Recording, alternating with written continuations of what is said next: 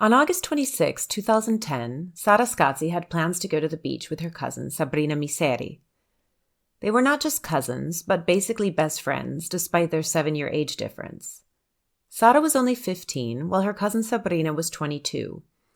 But they were family and lived a few hundred yards from each other, and they were pretty much inseparable. It was a Thursday and still summer.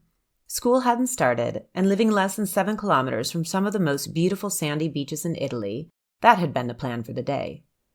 15-year-old Sarah gathered her beach belongings in a bag to walk over and meet Sabrina and Sabrina's friend Mariangela Spagnoletti, who was joining them. Sarah's mother wouldn't expect her daughter back until evening. Sabrina and Mariangela were at Sabrina's house at the meeting time of 2:30 p.m. Sabrina tried calling her cousin's cell phone to see where she was, and when Sarah didn't answer, Sabrina began to panic. "She's been kidnapped," screamed Sabrina, first to Mariangela and then eventually directly to the police. A few hours later, Sarah Scazzi would be declared missing, and the hunt for the 15-year-old would begin. Over the next few months, 15 people would be involved and accused in a case so full of surprises, twists, and turns it could have only taken place in Italy. This is the story known as Il delitto di Avetrana. This is the story of Sarah Scazzi.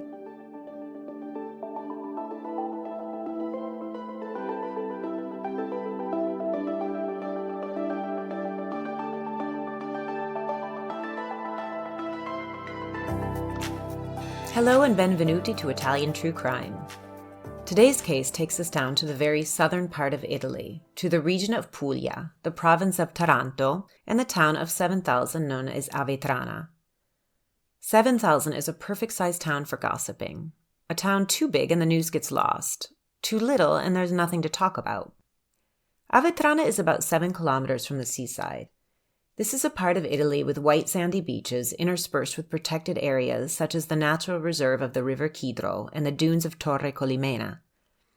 Avetrana is an equidistant 50-minute drive from the nearby better-known towns of Brindisi, Taranto, and Lecce. The name itself, Avetrana, stands out among names of other Italian towns and villages. No one is quite sure, but folklore points to a derivation of Latin haberanas, meaning a place with many frogs, due to the nearby swamps and marshes. Before every home had at least one TV, this would have been the town we picture in black and white Italian films from the 60s. Every evening the piazza filling up with old men playing cards, arguing jovially, and sipping on a local red wine. Wives in housecoats coming down to gossip about neighbors and pass around a watermelon to share, watching over the kids playing football and being vivace. The people of Puglia are known to be warm, friendly, expressive, lively, and approachable. Kind of what people's general expectations of Italians are. But Puglia is a big region, and here we are in the province of Taranto. Taranto has been in the news lately, but not for the best reasons. Taranto has been named not only the most polluted city in Italy, but the most polluted city in all of Western Europe. Over 90% of the problem comes from its relatively unregulated industries. Steel mills and iron foundries, oil refineries, chemical works, and cement manufacturing, and the list goes on. The south of Italy is beautiful and complicated. Sarah Scazzi was born on April 4, 1995. At the time of her disappearance, she was in her second year of high school, which she was doing at a local hospitality school. Italy has an interesting offer for high school. Instead of just going to the local standard high school like people from many other countries might be familiar with, 8th graders, together with their parents, are tasked with choosing what they want to study for the next 5 years, which, as you may have heard in an earlier episode, high school is 5 years, not 4. And this, of course, would then affect where and what they study after high school, and really the rest of their lives. In Sarah's case, she chose hospitality. It's unclear if she made this choice or her mom did, thinking this would be a good path for her daughter. Sarah's home in Avetrana was made up of mother and daughter living in the house of the nonno, or grandfather. Sarah's father and brother, 10 years her senior, lived and worked in Milan as bricklayers. With the high unemployment in the south, often as soon as men reached working age, they would leave for either the north of Italy or even Germany to find manual labor jobs and then hopefully send the money back home to their wives and children. This was the case here, and Sarah rarely saw her father. But Sarah, alone with her mother, was proving to be anything but ideal. Instead of a close relationship, these two were mostly at odds. Sarah was more of an open and affectionate type, living her adolescence in a rebellious and carefree manner. This was at odds with her mother, Concetta Serrano Spagnolo, who has been described as rigid and austere, and was strict and cold with her daughter. Concetta was a Jehovah's Witness. Strangely, Italy has the highest incidence of Jehovah's Witnesses in Europe, with 250,000 adherents. She was the only one in the family, and she converted in a dark period after her son Claudio was born, when, according to Vanity Fair Italy, she realized her marriage was a mistake. Sarah was born 10 years later in 1995, and this was the world she was brought into. Her mother described her as a little volcano, una bomba atomica, an atomic bomb. She was hyperactive and smiling always. She only wanted to eat schifezze, an Italian term that loosely could be translated to junk food, a true crime for an Italian child. And most of all, she was rebellious. Maybe this made her mother and teachers and the nuns at school crazy, but it made her friends laugh, and she was popular and well-liked. At home, her mother continued to try and convert Sarah, reading often from the books of the Jehovah's Witnesses and warning her to convert before Armageddon. This strained relationship with her mother led her to spend more and more time at her aunt's house, which was just down the street. Her aunt was Concetta's sister, Cosima Serrano. Cosima was married to Michele Misseri, who was Sarah's uncle, and together they had a daughter named Valentina, who was older and living in Rome, and Sabrina, who was 22 at the time of this story. Sabrina was an esthetician by trade and seemed an unlikely playmate for Sarah. But soon Sarah was spending every afternoon after school with Sabrina and at her aunt's house. Later, the family Misseri would tell everyone that Sarah was like their third daughter. Sabrina had a big social life and was out many nights between pubs and bars and other nightlife locations.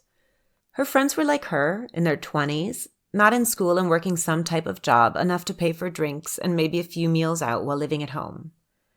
Sarah at 15 was way too young for this life. She probably should have been home talking on the phone, studying and watching movies with friends.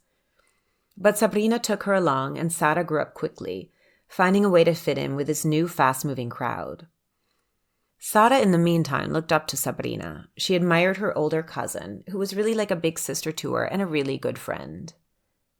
Sabrina at this point had come out of a 4-year relationship that had been very serious, and now that it was over, Sabrina was still scarred. It would take time for her to fall in love again, but at 22 she was more than ready for more love stories. Enter Ivano Russo. Ivano Russo was older than both girls. He was 26 at the time. He had been in the military and now worked nearby as a cook. He had a little hipster-style beard and mustache, bit of a goatee, and glasses. From pictures, it is hard to imagine Ivano at the center of a love triangle, but people who knew him said he had the right balance of confidence and charisma. He knew just what to say and how to say it, and easily won over girls that caught his fancy. So basically, a description of most Italian men. Sabrina fell hard. She invited him into the center of her life so she could spend as much time with him as possible. And since Sarah was there day and night, the three of them soon became an inseparable trio. It is hard to imagine what a 26-year-old man and a 15-year-old girl could have in common, but these two found a special sympathy for each other and would spend hours talking when they all went out. Ivano seemed to give extra attention to Sarah, and this did not go unnoticed by Sabrina. You see, Sabrina sometimes felt inadequate physically, sadly something that girls suffer from at these tender young ages, even as women. And next to her little cousin, she often felt more than inadequate. Sarah had blonde hair, an uncommon occurrence this far down in Italy, and she was pretty. Together this meant that Sarah would usually turn heads when they went out. But Sabrina tried to put this out of her head when it came to Ivano. She figured the age difference was too great, and surely he would be more interested in her as they were closer in age and had more in common. Sabrina was so infatuated with Ivano, she nicknamed him Dio Ivano, or Ivano the God. Later, the police would pore over the cellular communications. There were over 4,000 SMS between Sabrina and Ivano, progressively telling an age-old story about unrequited love. It was so obvious even to the police, they had to ask themselves what was the basis of this toxic relationship. Did Sabrina so lack any self-esteem to see that he just wasn't interested? And why would Ivano lead her on? Did he like the attention, or was he just oblivious? Their toxic relationship seemed to come to a head in August 2010, when Sabrina and Ivano find themselves alone in a car one evening. They began to fool around, and one thing led to another. Sabrina was so happy. She was ready to give herself fully to him. She had the idea that now they could finally be together, dating and happy with a long future. But then Ivano stopped. "No," he said, "this isn't right. We're just friends. Let's not ruin that." Sabrina went home humiliated and ashamed. But instead of keeping it to herself, she needed to talk to someone. She wanted to share with a person that she's closest to. She told Sarah everything that had happened, every detail. Sarah comforted her and hugged her and told her that everything would be okay. She told her all of the things that we tell the people we love. But then Sarah made a big error in judgment. Was it her age? Was she too young to understand that she really needed to keep this to herself? According to sources, she told her brother, and even though her brother was off in Milan, he was still close to the 20-somethings of Avetrana, and soon everyone, absolutely everyone in Avetrana, that town of 7,000 perfectly sized to move gossip quickly and efficiently, soon everyone knew. Sabrina was livid, and she knew exactly what had happened. She confronted her cousin, and after a big public fight, they did make up. But it wasn't enough, and their relationship seemed forced and fake after that, enough for their friends to notice. It was under that dark cloud that we arrived to Thursday, August 26, 2010. Sarah, Sabrina, and Mariangela had planned to go to the beach that afternoon. Nothing special, just a normal afternoon together. Sarah was expected at 2:30 p.m., and when the minutes began to tick by, Mariangela noticed Sabrina's face full of agitation. Sabrina called Sarah's cell phone, but no answer, which Sabrina decided was just too strange, that the circumstances just weren't right. She started pacing and panicking. Someone has taken her. She's been kidnapped. Sabrina was sure this was the case, so sure she even called the police and made the same statements.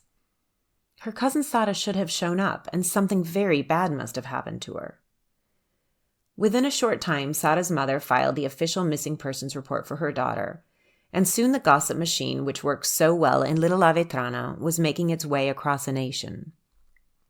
Witnesses said they had seen Sarah walking towards Sabrina's house earlier, but according to Sabrina, Sarah never arrived. The term kidnapping was thrown around, but it didn't make much sense, as the Scazzi family wouldn't be able to pay a ransom. They were obviously a very modest family. Investigators considered that she might have run away, most likely heading to Milan to be with her father and brothers. When contacted, though, they hadn't heard anything from Sarah, let alone seen her. The disappearance of 15-year-old Sarah had all the right ingredients of the Italian cronica nera, the true crime stories that fascinate the country. And so within days or maybe hours, the media crews made their way to Little Avetrana in Puglia. For the entire month of September, Sabrina was giving interviews. All of the family was involved, speaking to reporters and sitting for interviews, but especially Sabrina wanted to be front and center, right in front of the cameras. Some families shy away from the attention and maybe only speak for the cameras solely to keep their missing person in the news cycle. But people began to notice and talk about how this family, and especially Sabrina, really craved the spotlight. Meantime, in the investigation, about 1 month later on September 29, 2010, Uncle Michele found his niece's cell phone in an olive grove. The device was without battery and SIM card. Michele said he went to the countryside to retrieve a forgotten screwdriver and found his niece's cell phone on the ground. He said he recognized the device thanks to a pendant tied to the screen. By now, Sarah had been missing for 33 days, and the search is fruitless despite the continuous reports of sighting throughout Italy. A few days later, on October 6th, Concetta and Sabrina sat for an interview on the talk show Chi l'ha visto. It was here that Sarah's mother, in front of studio cameras and live television, was told that her daughter was dead and was killed by her brother-in-law, who had just recently confessed and even told his story. Michele Misseri, Sara's own uncle and father figure had confessed. After finding her cell phone, investigators were very suspicious and began to interrogate him for hours and then days. After 5 days, he did just that. He confessed. He said he strangled her with a rope, and he even sexually assaulted her after she was dead. He said he had fantasized about her and just snapped. He then hid her body in a deep well and was able to take the police to find her. Now that they had recovered her body, they could perform an autopsy. According to the results, she had been strangled, yes, but there were no signs of sexual assault. In fact, a few days later, Michele changed his story. He now said that Sabrina held Sara while he killed her. If this were true, it would make Sabrina an accomplice. By this point in the investigation, police already had many suspicions about Sabrina. Her behavior was odd and her story just wasn't quite right. They were happy to now be able to investigate her more seriously. Sabrina was arrested on October 15th, 6 weeks after the murder. On November 6th, Michele recanted all of his previous confessions and now put the blame squarely on his daughter, who he claimed killed her cousin due to jealousy and arguments over Ivano, and that he was only guilty of helping her after the murder. He claimed that Sabrina came to him after killing Sara and asked him to help her dispose of the body. Now Sabrina was facing a possible conviction of homicide. During this time, Sabrina's mother, Cosima, also Sara's aunt, was making herself as invisible as possible. Often she said she didn't feel well and she would excuse herself from interviews or meetings. But on May 26, 2011, she was arrested. You see, there was a very important eyewitness who had come forward. The town florist had seen Cosima the aunt and Sabrina the cousin chase Sara and push her into their car sometime between 2 and 2:30 p.m. Eventually, the florist would back out of his statement. Maybe he was scared. Maybe he had forgotten that snitches get stitches, but by then the police had so much supporting evidence they no longer needed his testimony. Though they did accuse him of making false statements, just one of the 15 people that would get caught up in this case. They had cell phone data that would implicate Cosima as an accomplice to murder. It was no secret in this gossipy town that Cosima didn't like her sister and vice versa. They hadn't had good relations in years. It seems the bad blood had trickled down to the two daughters. According to investigators, the woman helped Sabrina kill the girl, driven by the hatred towards her sister and by the new rivalry between the 22-year-old daughter and the niece. The crime was thought to be the culmination of a situation of extreme tension between the families of Sabrina and Sara. But what has happened in the meantime to Dio Ivano? He seems to have been left out of this part of the story. Police wanted to speak with him, hoping his version would illuminate the darkness of this story, maybe shed some truth on August 26th. But Ivano was evasive. He minimized his friendship with Sara, insinuating that he barely knew her. Though this would make sense, as it wouldn't look good, his 26 years and her 15. But he also said that he hadn't seen her at all that day, which would end up being a lie, with many eyewitnesses seeing this now infamous trio meeting in the piazza earlier the same day Sara was killed. He sheepily ducked away when he realized they were fighting over him, and that would have been the last time he saw Sara.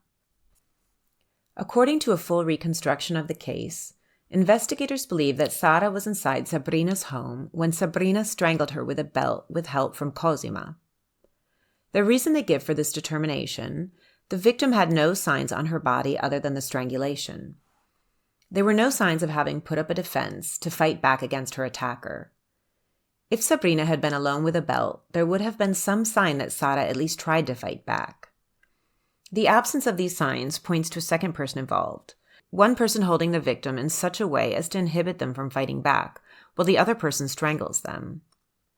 That person, they said, was the mother, Cosima. They then would have moved the body to the garage. At this point, Sabrina set up the story of the beach meeting and messaged Sara's phone. She likewise responded from Sara's phone, impersonating her cousin to throw off a later investigation. In fact, the phone at that time had been pinged already at the Misseri home and not at Sara's home, where it should have been. Cosima also used her phone at this time, and it was shown to have been in the garage, a location she had adamantly denied being at all that day. Later, Sabrina's father, with the help of his brother Carmine and his nephew Cosima, would move the body in a vehicle to the deep well. The first trial began January 10, 2012 in Taranto, with Sabrina accused of voluntary homicide, Sabrina's mother Cosima accused of being accessory to murder, and Father Michele accused of being an accessory after the fact. This trial was suspended when Michele tried again to take the blame for the murder, throwing the court into chaos. After trying again on April 20th, 2013, the Taranto court handed down a life sentence to Sabrina Misseri and her mother Cosima Serrano. Michele Misseri was sentenced to 8 years for his role of disposing the body, and Michele's brother and nephew both received 6 years each. This sentencing was upheld through the appeals process and was finally confirmed by the Court of Cassation on February 21, 2017. Today, Sabrina and her mother share a cell. Sabrina is 35 and her mother is 68. But 15 people were accused in this case. We have Sabrina Misseri, Cosima Serrano, Michele Misseri, his brother and his nephew, so far that is 5. Let's not again forget Ivano Russo. He received 5 years for lying to the police. His mother and brother had been involved in this false reconstruction, and they faced a similar accusation. The town florist also was accused of misdirecting the investigation, and now we are at 9. Then there were other characters that accidentally got caught up in this investigation. Giuseppe Nigro, a local hotel owner hosting television crews and journalists. He tried to cover up his mother-in-law Cosima Serrano by providing her with an alibi for the day of the crime. He was sentenced to 2 years. One of Sabrina's lawyers, Vito Russo Jr., was sentenced to 1 year and 4 months for personal aiding and abetting. A friend of Sabrina, Alessio Pisello, was sentenced to 3 years for perjury. Carmine, the brother of Michele, his wife was also involved in the cover-up and sentenced as well. And 3 other lawyers involved in the case were accused of perjury. Michele Misseri has continuously and insistently tried to take the blame. He claims that it was under duress he accused his daughter and that the confession should not be considered. He claims that police pushed him into making that statement. The problem is that every time he tells a new story. At one point he told police he killed Sara because he was angry his tractor wasn't starting. No one believed anything he said anymore, and it wasn't clear if he thought he was truly helping his daughter. Not everyone is convinced the right people are in jail, however. There are still forums dedicated to proclaiming the innocence of Sabrina and her mother, and they are sure that Michele is the true murderer, that he was obsessed with Sara and something happened that day. Sabrina continues to claim she is innocent, but she is in jail. Michele continues to claim he is guilty, but he is free. 13 years later, Italians easily remember when the country came to a standstill to follow this story full of family intrigue, love triangles, and cover-ups, and of course this beautiful 15-year-old girl whose life was ended at the hands of the people she trusted the most. The power of family that is so strong in Italy, on one hand, was on full display in this case, with the numerous cover-ups and criminal assistance between family members, and family members ready to take the fall for one another. But on the other hand, this was a family that was so enmeshed as to become toxic and to become deadly. Thank you for listening to Italian True Crime, the English language podcast for Italophiles interested in crime and murder that happens in the Bel Paese. When I think about this case and that period in the fall of 2010 when it took over the media, I remember the face of Michele. He was a grave digger as well as a farmer, and he was so often covered in dirt between his face and hands they called him the ogre of Avetrana. What is really going on in his head to keep confessing, but with a new story each time, as if at some point he will hit on something that will get his family out of jail? More questions we will never know.